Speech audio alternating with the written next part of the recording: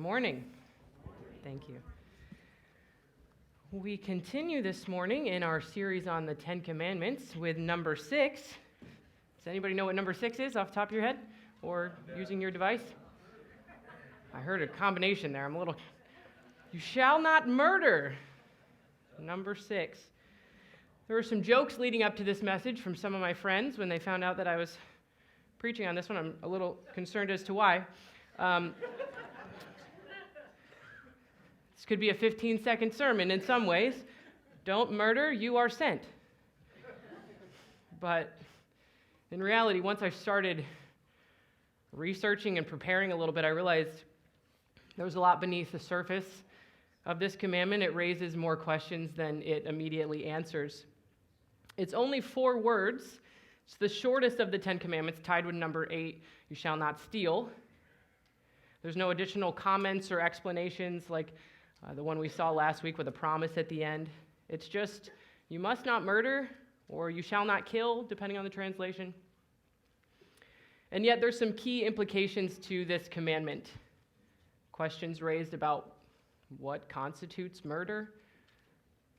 How do we handle when the life of someone we know and love has been taken in this way? Plus the words of Jesus in the Sermon on the Mount when he addresses this commandment and really elevates the standard to what it means for keeping this commandment, and we'll look at that in just a few moments. Last week we had opportunity at the end of our time together to submit some questions or comments via the app. I want to invite you to do that as we go today. It's my hope at the end that we can look at some of those. If you don't yet have the app, you can download that. Make sure you're connected to Pathway Church with our logo, and then you can submit those questions, comments as we go along.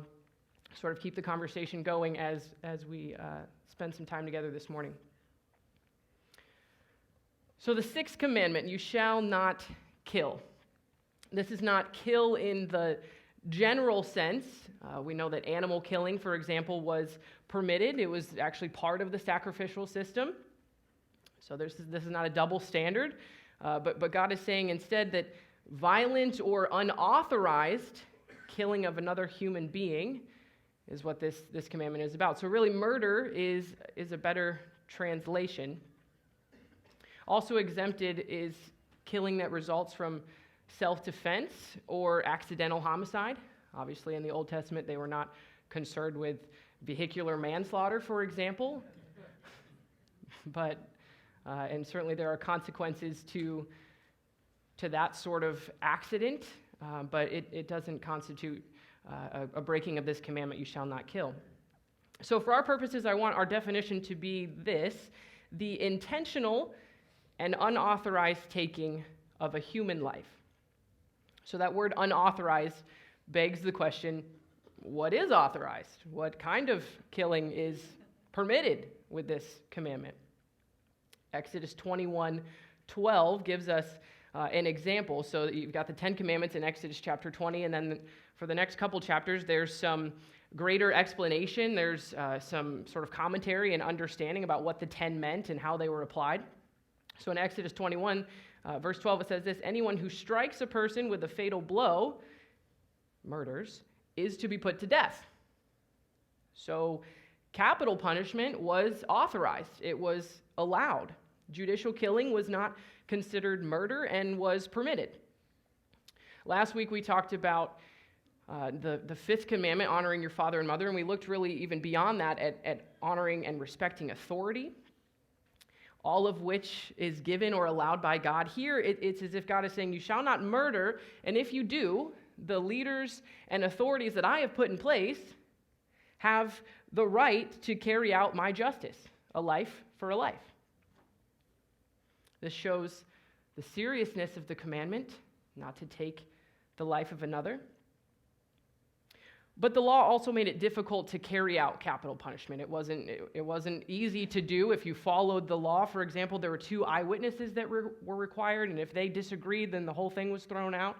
There were cities of refuge that were set up so that people who were accused of such a thing could flee to that city until a fair trial was put in place.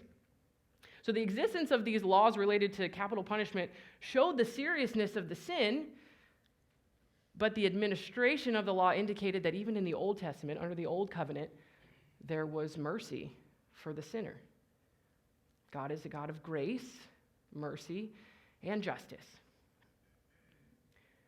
So what makes murder so wrong? We know it, right? Intrinsically, we know that it's wrong, but why do we know that? What makes it so wrong to take the life of another? Well, first of all, life is a gift from God. And when we take it, it's like we're playing God, and that's not something we ever want to do. Secondly, human life is sacred. It's precious because we as humans were created in the image of God. Back in Genesis, when he creates male and female, they were created in his image. And so as image bearers, human life is of great value. With God's covenant with Noah after the flood in Genesis 9, he says this, "If anyone takes a human life, that person's life will also be taken by human hands, for God made human beings in his own image." This is before the Mosaic Law. This is before the Ten Commandments. And God says, this is the reality. This is how serious human life is to me. This is how much it matters. That I will require a reckoning because it was made in my image. Let's talk about the sixth commandment a little bit today. Murder, we know, is still clearly wrong, but we don't live under the old covenant. We live under the new covenant that Jesus ushered in. Murder is still clearly wrong. You probably didn't come in here this morning wondering if it's okay to go kill someone. That probably, I don't have to tell you that. But in our time, the time that we live in today, the intentional taking of a human life is getting easier and easier. I want to look at this from two perspectives. We're going to look at three areas of question, but two of them relate to one another. Sort of the edges of human life, as we've had to define human life in our day and age. And the first edge of life is the end, with the topic of euthanasia, which is the medical taking of a life near the end. I actually want to read the position statement of the Wesleyan Church, the church that we are a part of, the larger church that we belong to. This is what it says. The Wesleyan Church believes in principle that euthanasia is wrong. There are no justifiable grounds to deliberately end the life of an individual through medical or any other means. However, removal of life support systems is not to be confused with or considered a part of euthanasia. Sort of the difference between active and passive. Life support systems sustain physical life after the natural functions of the body are destroyed or greatly impaired by disease or injury. Their removal is not taking life, but rather leaving the natural process of disease or injury to take its course. We urge that families pray and think through the choice they desire to make before being confronted with the actual experience of such a decision, to have a clear understanding with the family and have it in writing. I would tend to agree with the position of the Wesleyan Church. The second edge of life that has to be defined is the beginning. And that brings up the topic of abortion. Abortion is the taking of human life. And life begins at conception. And so as Christians, we are called to oppose this social evil, but not the people that have fallen prey to the lies of the enemy, not to attack and become violent in that way in our words or our actions, but rather we're called to love them. We're called to show them grace, show them that there's a better way in Jesus. If you have been affected by abortion in one way or another, whether you've committed it or known someone close to you that has, there is forgiveness. God's grace is sufficient. Trust in that. The third area of question I believe the sixth commandment raises is that of suicide, which literally means self-kill or self-murder. I've heard it explained that way. There are many reasons that a person considers suicide: depression, chemical imbalance. In a group of our size this morning, someone has been affected, probably more than one, by the issue of suicide. It almost always occurs in response to suffering or anticipated suffering. There are several examples of successful or attempted suicide in the Bible. None are praised for their actions. None are held up as examples to follow. All were spiritually bankrupt or went through a period of spiritual collapse before their suicide. Perhaps for this reason, the Christian church has always viewed suicide as a serious sin. So the bottom line, suicide is a sin against God as the creator and sustainer of life. It rejects God's sovereignty, and it's clearly a poor stewardship of one's body. And really, the hard truth tied to this is that we as believers are called to be people of hope, to maintain joy and hope through the Holy Spirit in the midst of trial and suffering, looking forward to the age to come. But that's a lot easier said than done sometimes. The gospel itself is a response to the conditions that lead many people to consider or attempt suicide. Christianity acknowledges the emptiness and brokenness of the world and offers hope, newness, and abundant life. Jesus shared in our pain, in our suffering, and he provided redemption and restoration. I want to add another piece from the Wesleyan Church. This gets a little theological for a moment, so bear with me. The unconditional provision of the atonement, which would mean that Jesus' sacrifice, his death on the cross, his resurrection, was sufficient for those who in this life cannot make the choice for themselves. Perhaps they died before they were old enough to make that decision, or they were never mentally capable of making the decision on their own. The Wesleyan Church believes that the unconditional provision of the atonement covers the act of suicide for Christ followers, for Christians who are irrational at the time that act occurs. So this morning, what I want to just say, for those who may be considering suicide this morning, know that there is hope in Jesus Christ and in the support of his church. If it's crossed your mind, don't leave today without saying something to someone. And for those who have been undoubtedly affected by suicide among us today, it's not the unpardonable sin. Grieve, reach out, love the person, celebrate the life that you've lost.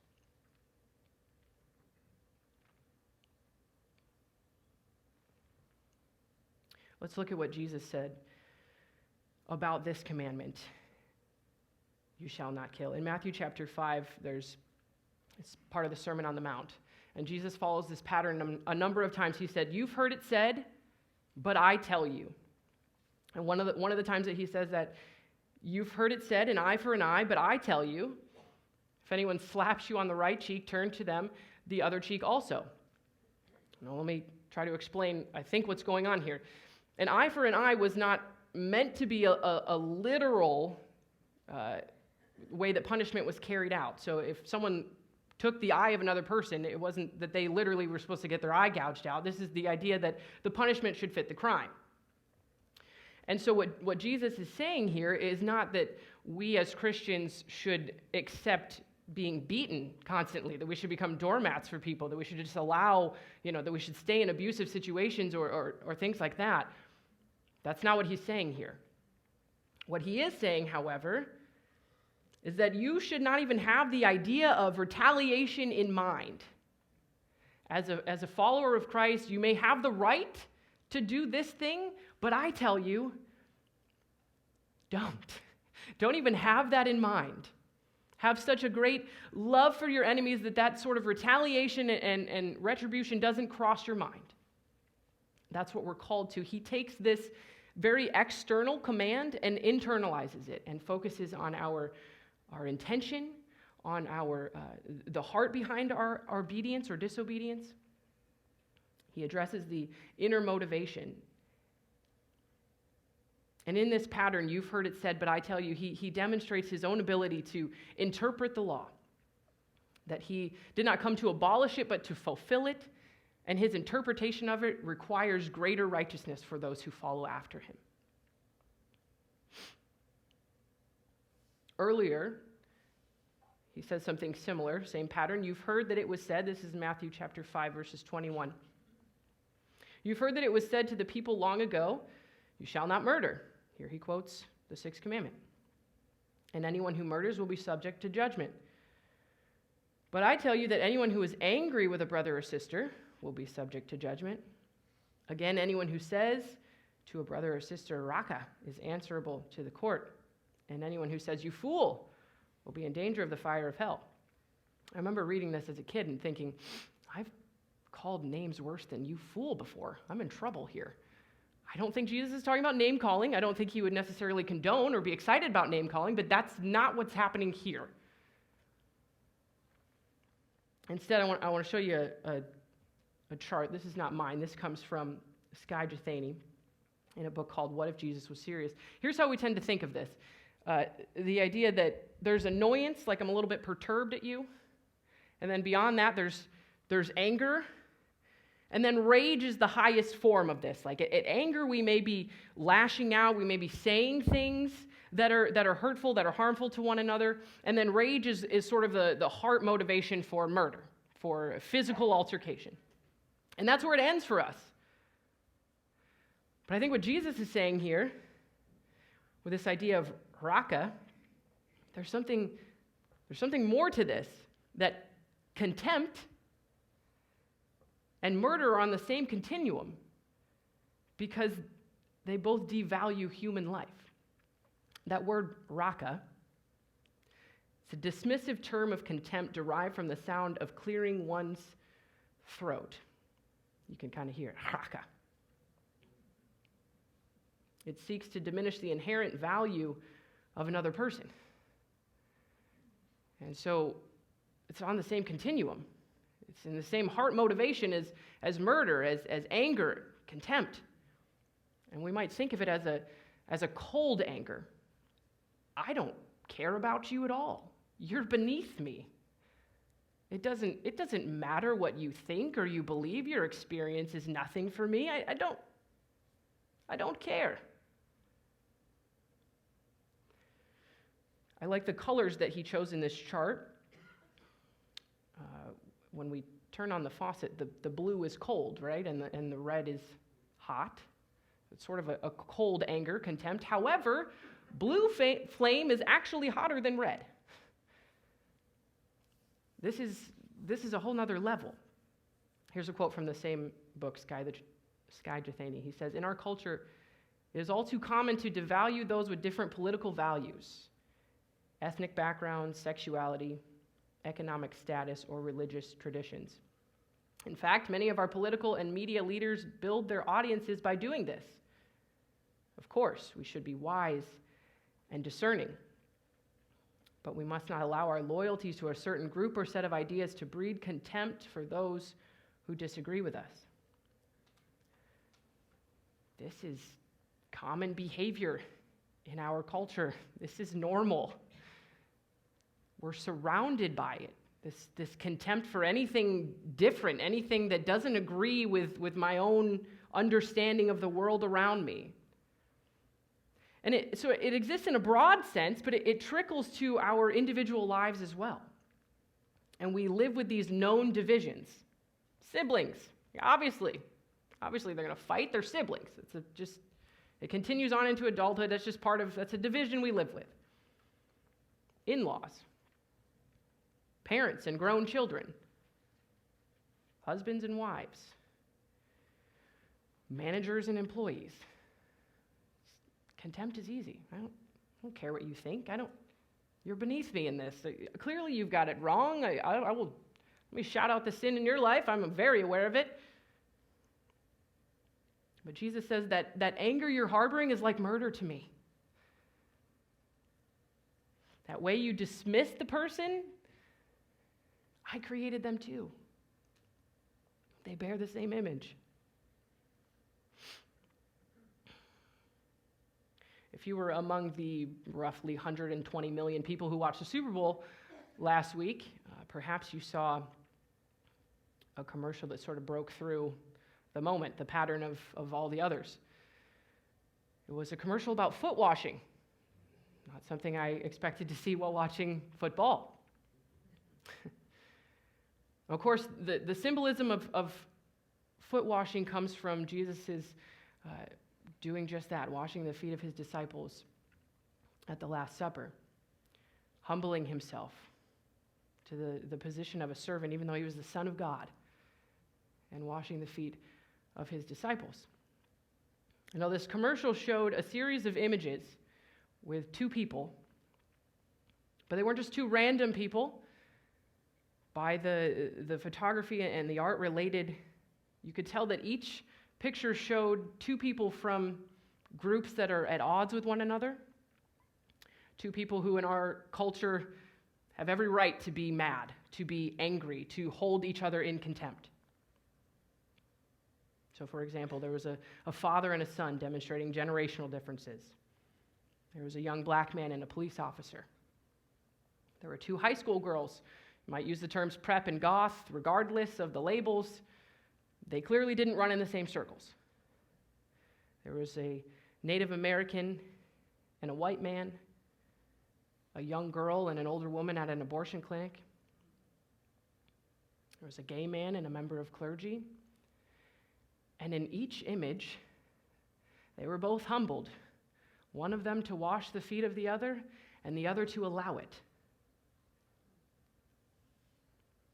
Now, the act of foot washing doesn't condone sin. It doesn't erase all the offenses. If you remember, Jesus washed the feet of all his disciples. All of them were about to abandon him, some of them more dramatically than others. He washed the feet of Peter, who would deny him hours later. I have no idea who that guy is. He would disown him completely 3 times at his hour of greatest need. Jesus washed the feet of Judas, the disciple who had already determined to betray him, to sell him for the price of a slave. It doesn't erase all the hurt. It doesn't erase and condone sin, but it is a posture of humility. It is a posture of valuing human life and the life of the other, whatever that is for us.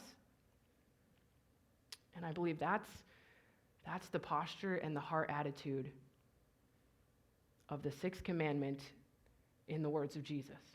You've heard it said, but I tell you.